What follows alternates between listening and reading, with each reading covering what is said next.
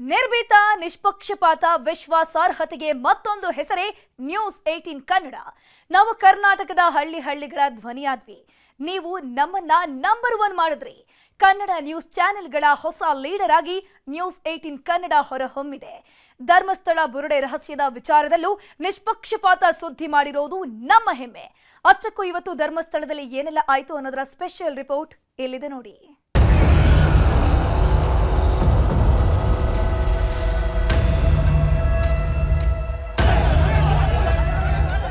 ಪತ್ರಕರ್ತರ ಮೇಲೆ ದಾಳಿ ಮಾಡಿರುವಂತದ್ದು, ಹಲ್ಲೆ ಮಾಡಿರುವಂತದ್ದು ಎಲ್ಲವೂ ಕೂಡ ಅಕ್ಷಮ್ಯ ಅಪರಾಧ. ಯಾರೇ ತಪ್ಪು ಮಾಡಿದ್ರು ಕೂಡ ಕಾನೂನು ರೀತಿಯ ಕ್ರಮ ತಗೊಳ್ಳಿ.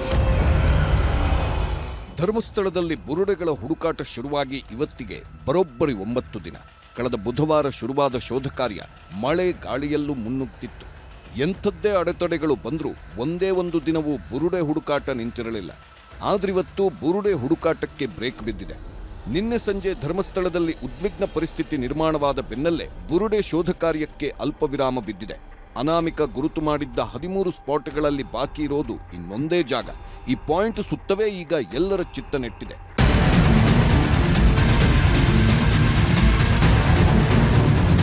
ನಿತ್ಯ 11 ಗಂಟೆ ಸುಮಾರಿಗೆ ಎಸ್ಐಟಿ ಕಚೇರಿಗೆ ವಕೀಲರ ಜೊತೆ ಬರ್ತಿದ್ದ ಅನಾಮಿಕ ವ್ಯಕ್ತಿ ಇವತ್ತು ಕಚೇರಿಗೆ ಬರೋದು ತಡವಾಗಿತ್ತು. ಎಂದಿನಂತೆ ಕಚೇರಿಗೆ ಬಂದು ಕಾದಿದ್ದ ಎಸಿ ಸ್ಟೆಲ್ಲಾ ವರ್ಗೀಸ್ ಅನಾಮಿಕ ಬರೋದು ತಡವಾಗ್ತಿದ್ದಂತೆ ವಿಡಿಯೋ ಕಾನ್ಫರೆನ್ಸ್ ಇದ್ದ ಕಾರಣ ಅಲ್ಲಿಂದ ತೆರಳಿದ್ರು.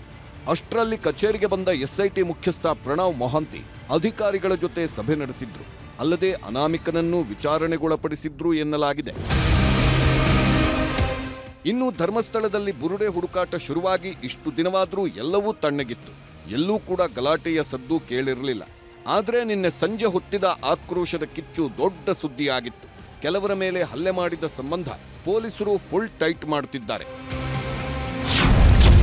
ಧರ್ಮಸ್ಥಳದಲ್ಲಿ ಉದ್ವಿಗ್ನ ಸ್ಥಿತಿ ನಿರ್ಮಾಣವಾಗಿದ್ದರ ಸಂಬಂಧ 7 ಕೇಸ್ಗಳು ದಾಖಲಾಗಿವೆ. ಧರ್ಮಸ್ಥಳ ಸ್ಟೇಷನ್ನಲ್ಲಿ 4 ಕೇಸ್ ದಾಖಲಾದರೆ ಬೆಳ್ತಂಗಡಿ ಪೊಲೀಸ್ ಠಾಣೆಯಲ್ಲಿ 3 ಕೇಸ್ ಬಿದ್ದಿದೆ. ಹಾಗೆಯೇ 150ಕ್ಕೂ ಅಧಿಕ ಜನರ ವಿರುದ್ಧ ಪ್ರತ್ಯೇಕ ಎಫ್ಐಆರ್ ದಾಖಲಾಗಿದ್ದು, ಅಕ್ರಮ ಕೂಟ ಸೇರಿದ ಆರೋಪದಲ್ಲಿ 3 ಸ್ವಯಂ ಪ್ರೇರಿತ ದೂರು ದಾಖಲಾಗಿದೆ.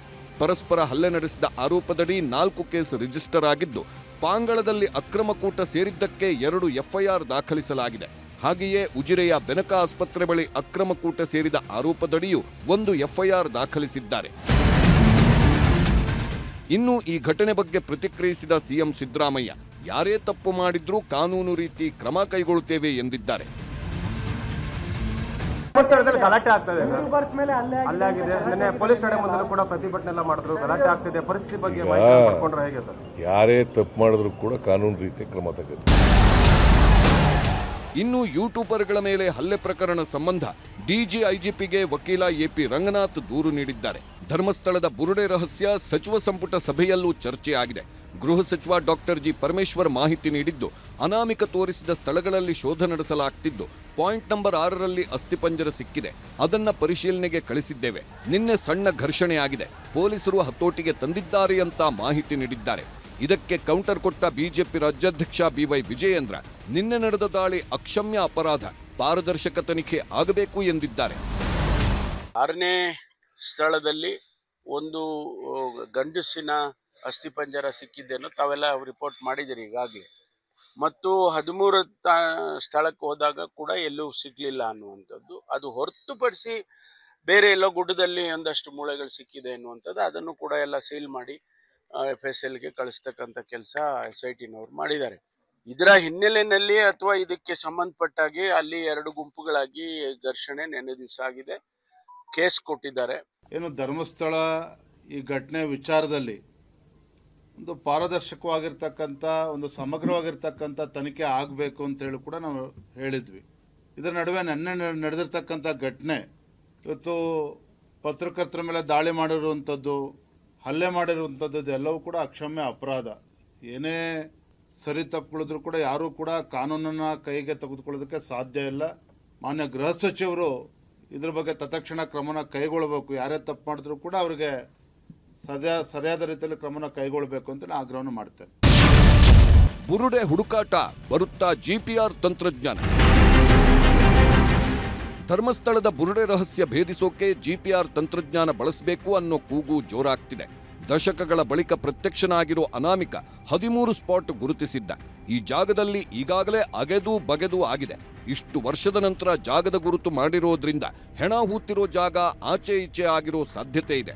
ಹೀಗಾಗಿ GPR ಬಳಸಬೇಕು ಅನ್ನೋ ಒತ್ತಾಯ ಜೋರಾಗ್ತಿದೆ. ಹೆಣ ಹೂತಿರುವ ಬಗ್ಗೆ ಸ್ಪಷ್ಟತೆ ಇಲ್ಲದ ಸ್ಥಳಗಳಲ್ಲಿ GPR ಬಳಕೆ ಮಾಡಲಾಗುತ್ತೆ. ಸಂಶಯಗಳಿದ್ದ ಜಾಗದಲ್ಲಿ GPR ಬಳಸಿ ಪತ್ತೆ ಮಾಡಲು ಸಹಾಯಕವಾಗುತ್ತೆ.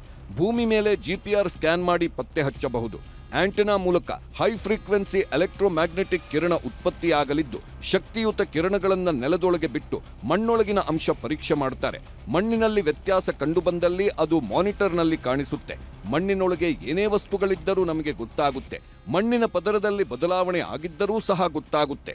ಕಲ್ಲು, ನೀರು, ಕಬ್ಬಿಣದ ಅಂಶ, ಗಾಳಿ ಪ್ರಮಾಣವೂ ಗೊತ್ತಾಗಲಿದ್ದು, ಮನುಷ್ಯ ಸೇರಿದಂತೆ ಯಾವುದೇ ಪ್ರಾಣಿಯ ಮೂಳೆಗಳಿದ್ರೂ ಗೋಚರವಾಗಲಿದೆ.